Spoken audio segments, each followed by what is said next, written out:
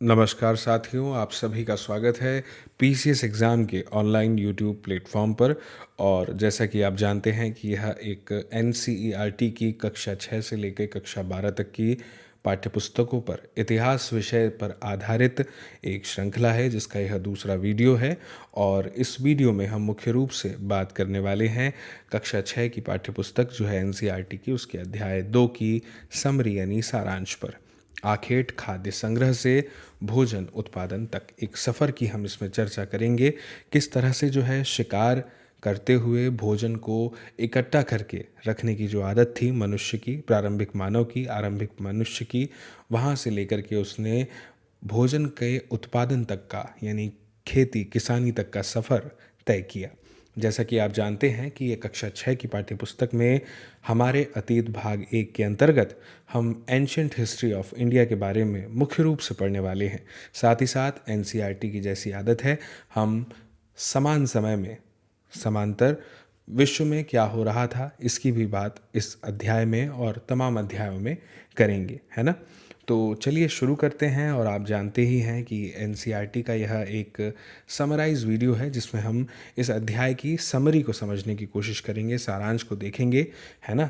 और आप जानते ही हैं कि नींव जितनी मजबूत होगी उतनी ही इमारत जो है वो लंबे समय तक के उस पर टिकी रहेगी। तो वैसे ही यह वीडियो बहुत महत्वपूर्ण होने वाला है। सिर्फ एनसीईआरटी की चर्चा इस वीडियो में हम करेंगे कि इस पाठ में क्या मुख्य रूप से हमें जानकारी दी गई है।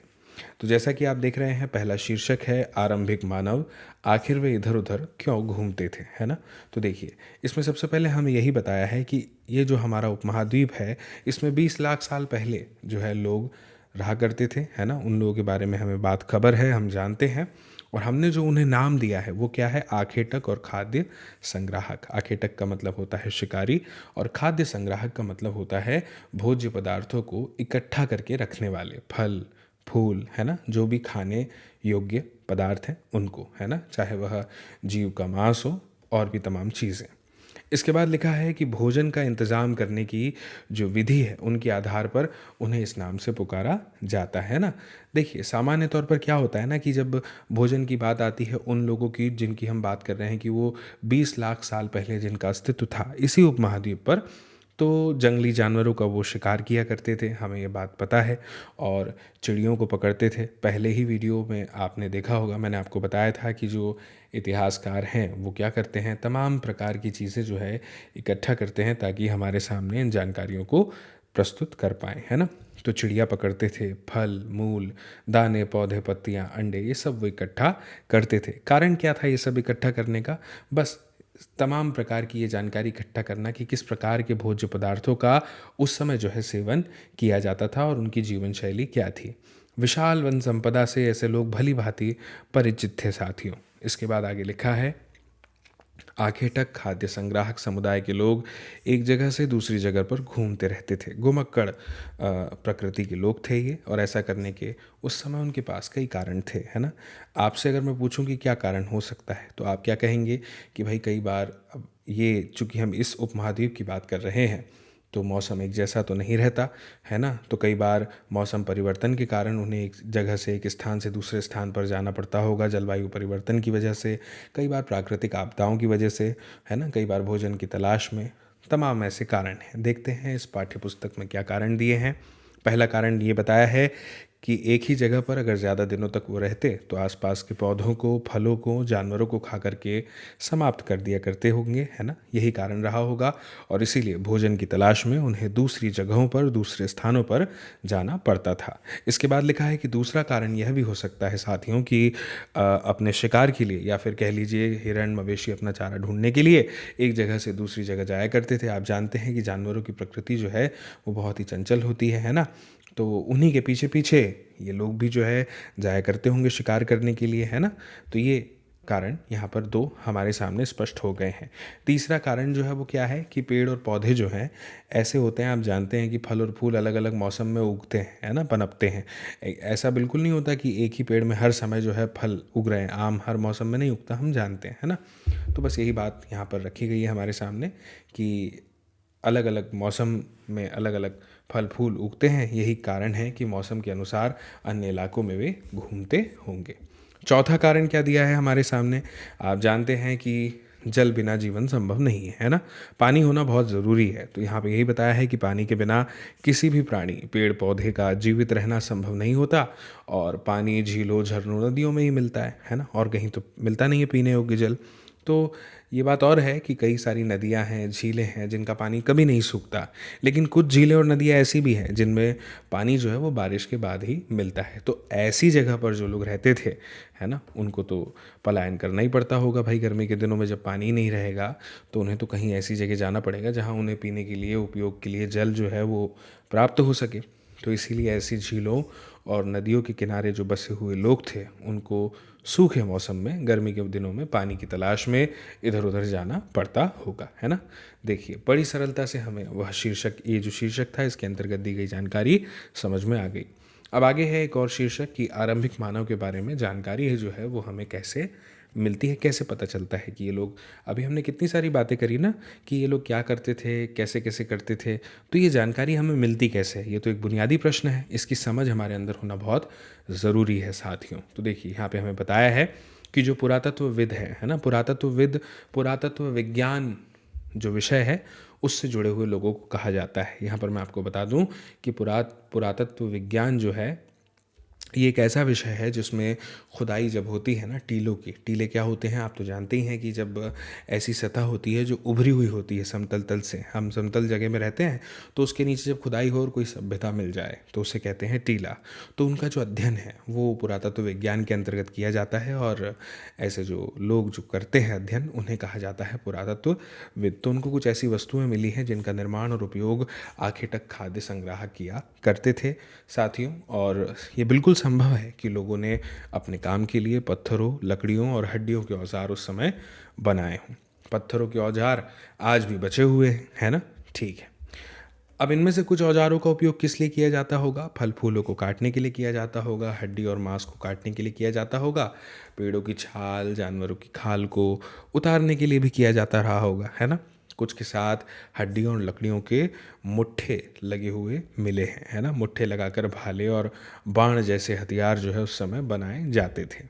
इसके बाद ये भी लिखा है कि कुछ औजारों से लकड़ियाँ काटी जाती थीं और लकड़ियों का उपयोग ईंधन के साथ साथ उस समय, है ना, झोपड़ियाँ और औजार बनाने के लिए भी किया जाता था। अब देखिए मैं यहाँ पर पढ़ रहा हूँ, अंडरलाइन कर रहा हूँ और आप सुन रहे हैं, तो मैं ध्यान से कह रहा हूँ, आप कान से सुन रहे हैं, लेकिन इमेजिनेशन बहुत ज़रूरी है, कल्पना शक्ति का पूरा प्रयोग किया जाए, है ना। जब मैं कहता हूँ कि लकड़ियाँ काटी जाती थी तो बाकायदा आपको एक मनुष्य, आरंभिक मानव लकड़ी काटता हुआ अपनी मन स्थिति में, कल्पना में दिखाई देना चाहिए।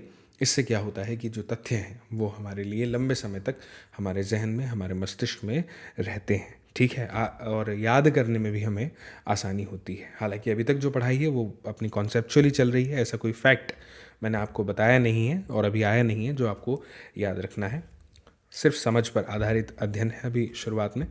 इसके बाद है रहने की जगह निर्धारित करना, है ना। अब देखिए हमसे कहा जा रहा है कि इस मानचित्र 2 को देखिए और जो लाल त्रिकोण वाले, रेड ट्रायंगल वाले स्थान है वो पूरा स्थल है जहाँ पर आखेटक खाद्य संग्राहकों के होने के प्रमाण मिलते हैं। तो देखिए कहाँ कहाँ पर है। भीमबेटका सबसे पहले हमें यहाँ पर दिखा, भीमबेटका। इसके बाद में देख रहे हैं हुंसगी, है ना, और कुरनूल की गुफाएं, है ना। ये वो जगह हैं जहाँ पर हमें आरंभिक मानव के होने के साक्ष्य मिले हैं, ठीक है। अच्छा, अब ये जो नीले वाले स्क्वायर आप देख रहे हैं ना, ये क्या है? जैसे लिखा है पेमपल्ली, लिखा है हल्लूर, लिखा है, फिर यहाँ लिखा है कोल्डी हवा, महागड़ा, चिरौन, फिर लिखा है दाओजली हैंडिंग। तो देखिए मैं आपको बता दूं कि ये जो जगह है मेहरगढ़, इनमें से बहुत सारे नाम हम सिंधु घाटी सभ्यता के अंतर्गत पढ़ेंगे। तो ये जो है ना पाषाणिक पूरा स्थल है। नवपाषाणिक क्या है, महापाषाणिक क्या है ना, पुरा पाषाण क्या है, ये सब चीज़ों की जानकारी आपको मिल जाएगी। आप बने रहिएगा वीडियो में, ठीक है। तो मैं आपसे यही कह रहा था कि अलग अलग चिन्हों से अलग अलग क्षेत्रों को दर्शाया गया है, अलग अलग प्रकार के। फिर उसके बाद में ग्रीन सर्कल जो है वो दिखा रहा है, जैसे ब्रह्मगिरी, आदि चन्नलूर, तो ये सब जो जगह हैं ये महापाषाणिक पूरा स्थल है ना। और आधुनिक नगर जो है सितारों से दिखाई जा रहे हैं, जैसे मुंबई हो गया, है ना, कोलकाता हो गया, वगैरह वगैरह। तो ठीक है, मुझे उम्मीद है कि आप ये समझ पा रहे हैं। फिलहाल पुरा पाषाणिक पुरा स्थल हमने देखे, भीमबेटका, कुरनूल गुफाएं, हुंसकी, है ना, तो इनके बारे में कहा जा रहा है। इनके अलावा भी और कई स्थान हैं जहाँ पर आखेटक जो है खाद्य संग्राहक रहा करते थे, है ना। मानचित्र में साथियों सिर्फ कुछ गिने चुने स्थान ही चिन्हित किए गए हैं। कई पुरास्थल, नदियाँ और झीलों के किनारे यहाँ पर पाए गए हैं। ठीक है, अब हम आगे बढ़ते हैं। अच्छा, आगे बढ़ते हुए आप इस चित्र को बहुत ध्यान से देखिएगा। हमसे ये कहा जा रहा है कि चूंकि पत्थर के उपकरण तो बहुत महत्वपूर्ण थे, इसलिए लोग ऐसी जगह ढूंढते रहते थे जहाँ अच्छे अच्छे पत्थर मिल सके। पत्थर क्यों महत्वपूर्ण थे? इसीलिए थे क्योंकि उनसे उपकरण बनाए जाते थे और उन उपकरणों से शिकार किया जाता था, हथियार बनाए जाते थे, है ना। ठीक है, अभी चित्र में क्या बता रहा है? शैल चित्रकला। इनमें से हमें क्या पता चलता है? इनसे हमें देखिए, एक शैल चित्र दिया हुआ है। इस चित्र के बारे में क्या बताना है कि जिन गुफाओं में लोग रहते थे उनमें से कुछ की दीवारों पर ऐसे चित्र मिले हैं बच्चों, साथियों, और इनमें कुछ सुंदर उदाहरण मध्य प्रदेश और दक्षिणी उत्तर प्रदेश की गुफाओं से मिले हुए चित्र हैं। इनमें जंगली जानवरों का बड़ी कुशलता से सजीव चित्रण किया गया है। आप देख सकते हैं कैसे जो है एक शिकारी शिकार कर रहा है, भाग रहा है जीव के पीछे, शायद हिरण कह लीजिए आप, है ना। एक सिंह दिख रहा है इस जीव का आपको यहाँ पर, है ना। ठीक है, अब यहाँ पे ये भी बताया है भीमबेटका के बारे में, आधुनिक मध्य प्रदेश में है।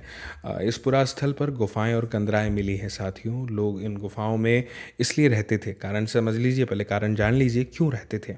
आपने देखा होगा अक्सर जब एग्ज़ाम होता है तो इंटरव्यू में कुछ ऐसे प्रश्न पूछ लिए जाते हैं, तो हो सकता है कि यह प्रश्न इंटरव्यू के पॉइंट ऑफ व्यू से बहुत इंपॉर्टेंट हो। एक समझ विकसित करता है हमारे अंदर कि भाई पूछ ही लिया कि बताइए आप, जैसे आपने कहा कि आपका कोई भी संबंध मध्य प्रदेश से है, उनने पूछ लिया कि वहाँ भीमबेटका है और बताइए कि वहाँ पर लोग क्यों रहते थे उस समय, जो साक्ष्य मिले हैं उसके अनुसार।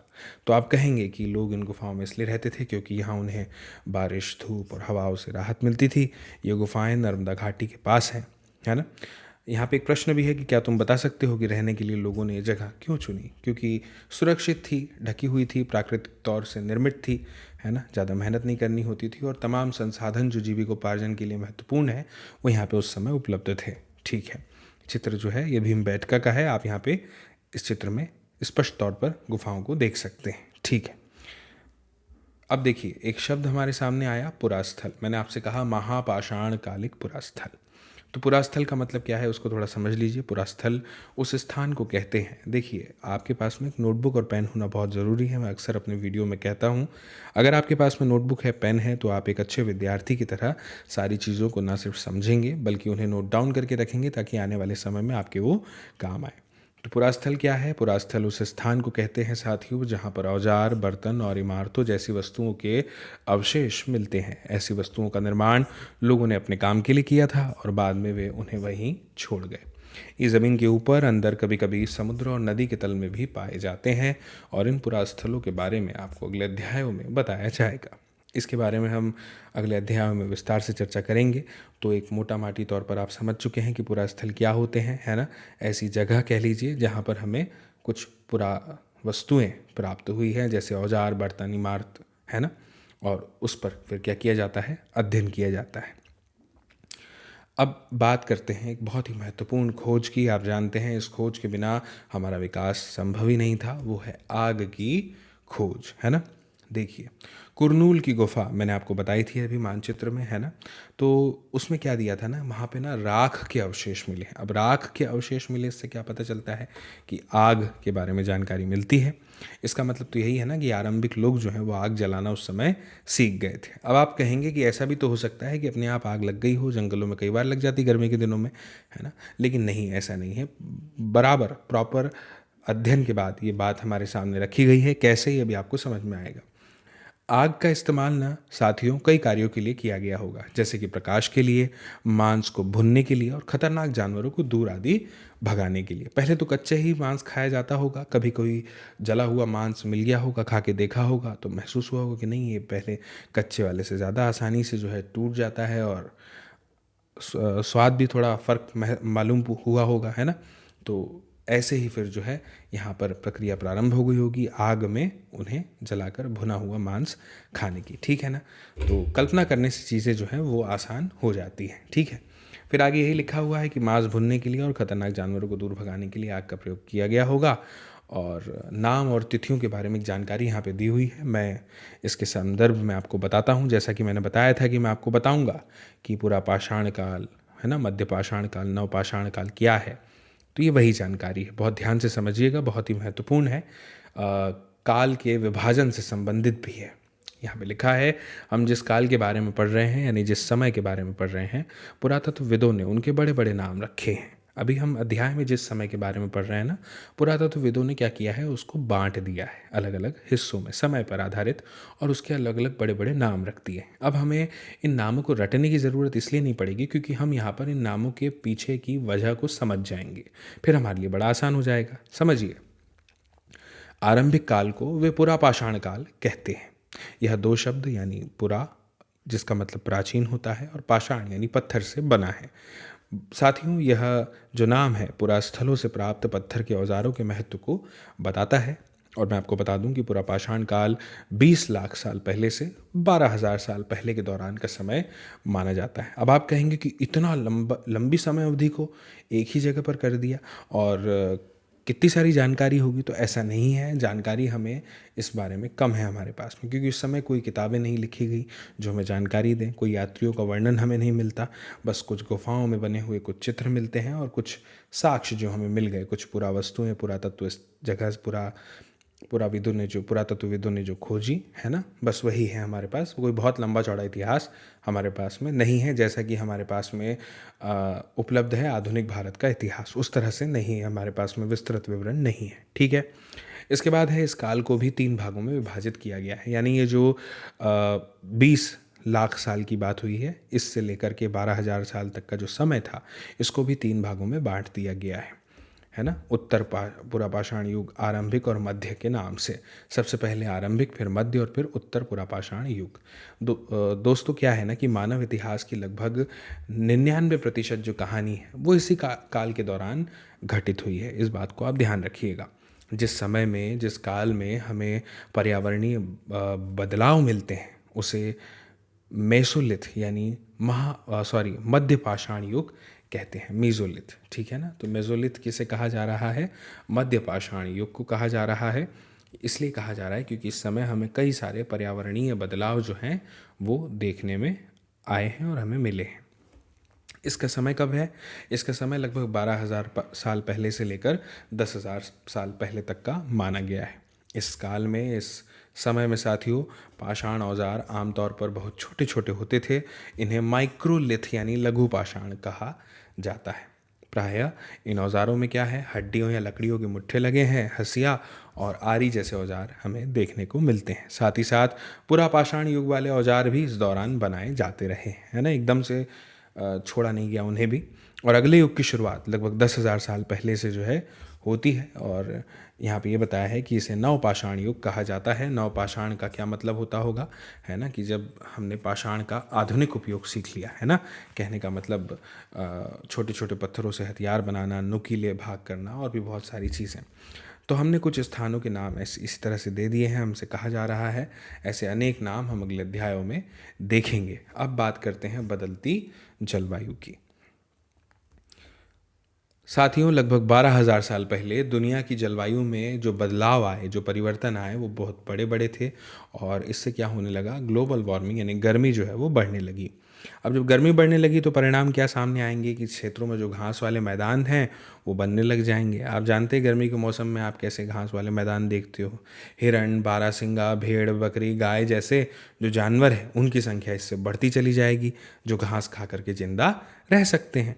अब जो लोग साथियों इन जानवरों का शिकार करते थे, वे भी इनके पीछे पीछे क्या करेंगे, आएंगे और इनके खाने पीनों की आदतें, प्रजनन समय की जानकारी हासिल करने लग गए। हो सकता है कि तब लोग इन जानवरों को पकड़कर अपनी ज़रूरतों के अनुसार पालने की बात सोचने लग गए हो। साथ ही इस काल में, इस समय में मछली भी भोजन का महत्वपूर्ण स्रोत बन गई है, ऐसे साक्ष्य मिलते हैं, है ना। ये सब मनगढ़ंत बातें नहीं हैं। बदलती जलवायु के बाद खेती और पशुपालन की शुरुआत पे आते हैं। इस समय क्या हुआ, उपमहाद्वीप के अलग अलग इलाकों में गेहूं, जौ और धान जैसे अनाज प्राकृतिक रूप से उगने लगे थे। गेहूं के साक्ष्य हमें सबसे पहले कहाँ मिलते हैं, जौ के, और इसके साथ ही चावल के, धान की खेती के साक्ष्य हमें कहाँ मिलते हैं, ये मैंने आपको पिछले वीडियो में बताया था, बहुत ही महत्वपूर्ण है, आपने देख लिया होगा मुझे उम्मीद है। शायद महिलाओं, पुरुषों और बच्चों के इन अनाजों को भोजन के लिए भोजन बटोरना इन्होंने शुरू कर दिया, है ना?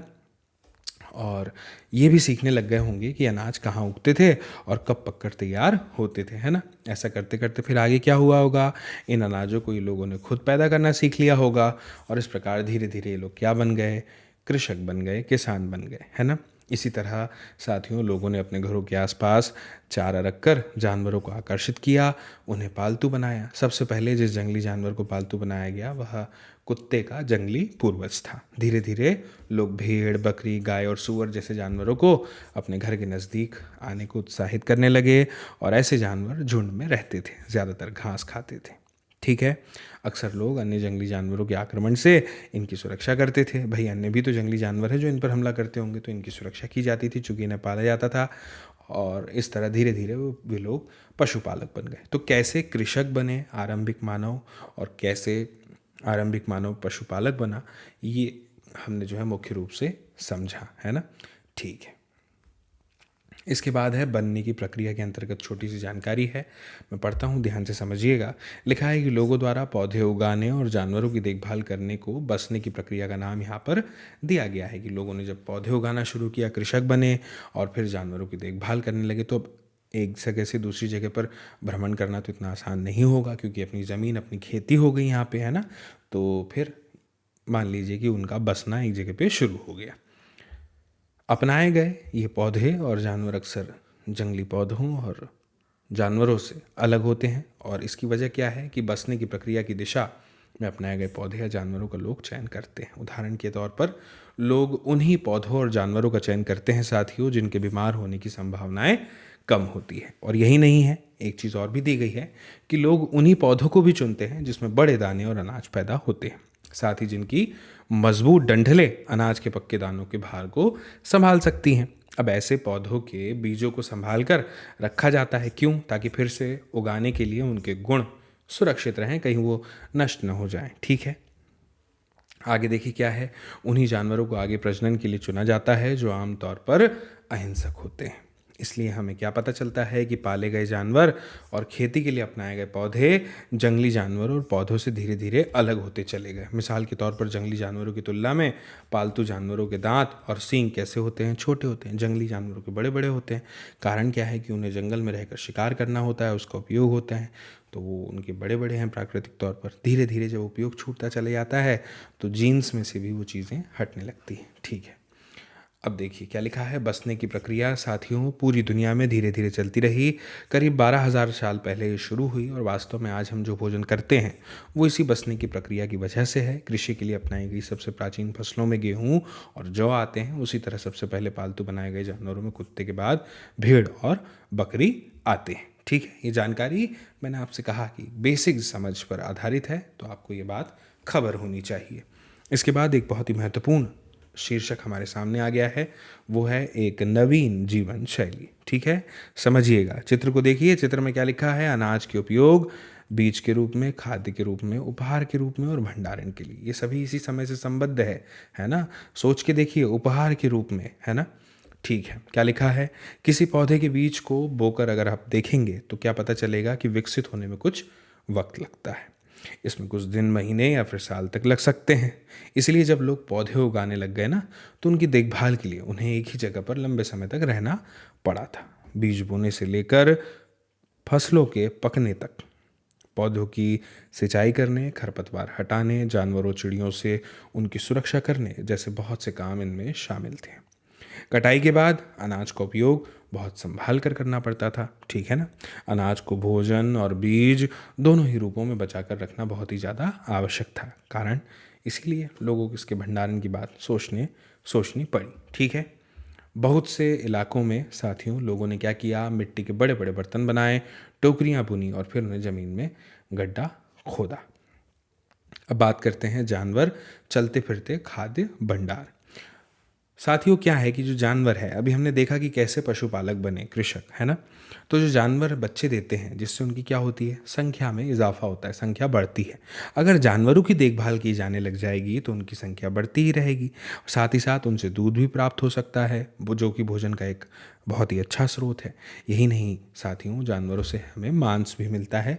दूसरे शब्दों में पशुपालन भोजन के भंडारण का ये एक तरीका है। ठीक है, अब बात करते हैं, आओ आरंभिक कृषकों यानी किसानों और पशुपालकों के बारे में पता करते हैं। ठीक है, अब देखिए समझिएगा, जो नीले वर्ग दिख रहे थे जिनके बारे में मैंने आपको बताया था, है ना, मानचित्र में आपको याद होगा, प्रत्येक बिंदु उस जगह को क्या बताता है जहां पुरातत्वविदों को शुरुआती कृषकों और पशुपालकों के होने के साक्ष्य यहाँ पर मिले हैं। ये पूरे उपमहाद्वीप में पाए गए हैं साथियों, और इनमें सबसे महत्वपूर्ण है पश्चिमोत्तर क्षेत्र में, आधुनिक कश्मीर में और पूर्वी तथा दक्षिण भारत में पाए गए साक्ष्य। वास्तव में क्या है कि ये कुछ ऐसे स्थान हैं जो कृषकों और पशुपालकों की बस्तियां उस समय हुआ करती थी। एक फिल्म है मोहनजोदारो, अगर आपने नहीं देखी है तो मैं आपसे कहूँगा कि आप देख लीजिए, आपकी इमेजिनेशन और स्ट्रांग हो जाएगी चीज़ों को लेकर के। इसे जांचने के लिए वैज्ञानिक खुदाई में मिले पौधों और पशुओं की हड्डियों के नमूने का अध्ययन करते हैं, और इनमें से सबसे रोचक जले हुए अनाज के दानों के अवशेष प्राप्त हुए हैं। ऐसा लगता है कि ये गलती से या फिर जानबूझकर जलाए गए होंगे। वैज्ञानिक इन अनाज के दानों की पहचान कर सकते हैं, और इस तरह हमें पता चलता है कि इस उपमहाद्वीप के विभिन्न भागों में बहुत सारी फसलें उगाई जाती रही होंगी। वैज्ञानिक अलग अलग जानवरों की हड्डियों की भी पहचान कर सकते हैं। आगे है स्थायी जीवन की ओर। अब देखेंगे कि कैसे एक स्थायी जीवन की ओर वो आगे बढ़े। जो पुरातत्वविद हैं जिन्होंने हमारे सामने ये जानकारियों को रखा है, कुछ पुरा स्थलों पर झोपड़ियों और घरों के निशान उनको प्राप्त होते हैं। जैसे कि एक जानकारी उदाहरण दिया है बुरझोम, जो कि वर्तमान कश्मीर में है। यहाँ के लोग गड्ढे के नीचे घर बनाते थे, जिन्हें क्या कहा जाता था, गड्ढे को कहा जाता है गर्त, और वहाँ पर आवास है इसलिए गर्तावास कहा जाता है। इनमें उतरने के लिए सीढ़ियाँ बनी होती हैं, और इससे उन्हें ठंड के मौसम में क्या मिलती होगी, सुरक्षा मिलती होगी। पुरातत्वविदों को झोपड़ियों के अंदर और बाहर दोनों ही स्थानों पर आग जलाने की जगह मिलती हैं। ऐसा लगता है कि लोग मौसम के अनुसार घर के अंदर या बाहर खाना पकाते होंगे। बहुत सारी जगहों से पत्थर के औजार मिले हैं। इनमें से कई तो ऐसे हैं जो पुरापाषाण युगीन उपकरणों से अलग हैं, इसलिए इन्हें नवपाषाण युग का माना जाता है। इनमें वे औजार भी हैं जिनकी धार को और अधिक पैना करने के लिए उन पर पॉलिश चढ़ाई जाती थी। ओखली और मूसल का प्रयोग उस समय अनाज और वनस्पतियों से प्राप्त अन्य चीज़ों को पीसने के लिए किया जाता था। आज हजारों साल बाद भी ओखली और मूसल का प्रयोग अनाज पीसने के लिए किया जाता है। उसी तरह प्राचीन प्रस्तरयुगीन औजारों का निर्माण और प्रयोग लगातार होता रहा। कुछ औजार हड्डियों से भी बनाए जाते थे। आप चित्र में देख सकते हैं, नवपाषाण युग के ये वही कुछ उपकरण हैं जिनकी अभी हम बात कर रहे थे। ठीक है, नवपाषाण युग के पुरास्थलों से कई प्रकार के मिट्टी के बर्तन भी मिले हैं।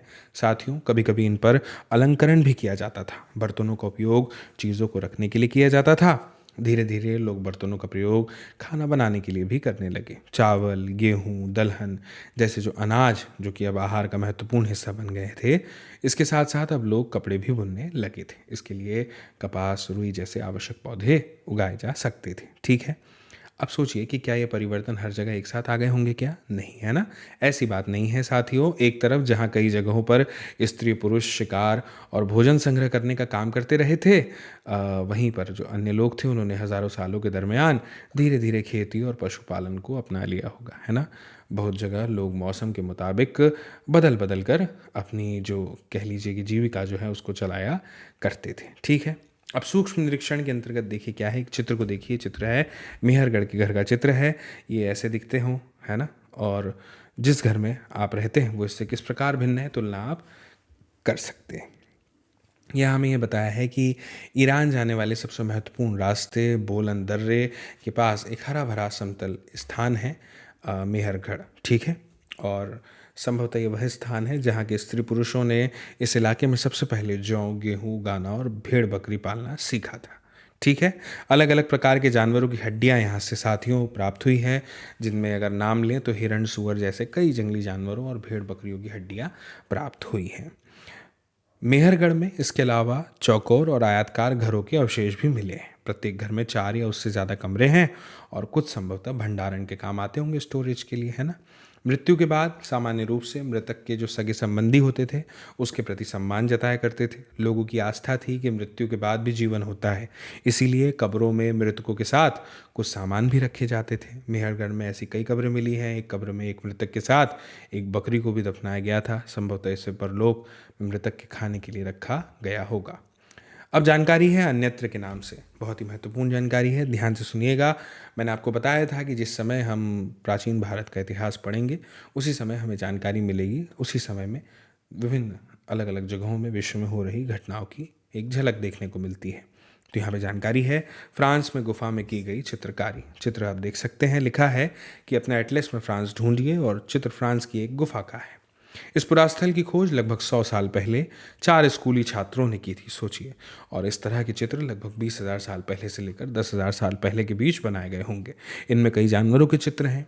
इनमें जंगली घोड़े, गाय, भैंस, गेंडा, रेनडियर, बारहसिंगा, सुअरों को गहरे चमकीले रंगों से इसमें चित्रित किया गया है, और इन रंगों को लौह अयस्क और चारकोल जैसे खनिज पदार्थों से बनाया जाता था।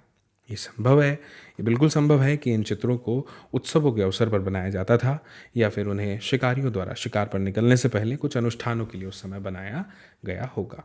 मुझे उम्मीद है कि ये अध्याय जो है, इसकी जो ये समरी है, जो सारांश है, ये आपको पूरी तरह से समझ आया होगा और आपके लिए बहुत ही सहायक सिद्ध होने वाला है ना। अगर आप एनसीईआरटी की बेसिक पे अपनी पकड़ मजबूत करना चाहते हैं तो ये वीडियो आपके लिए बहुत ही महत्वपूर्ण होगा, है ना।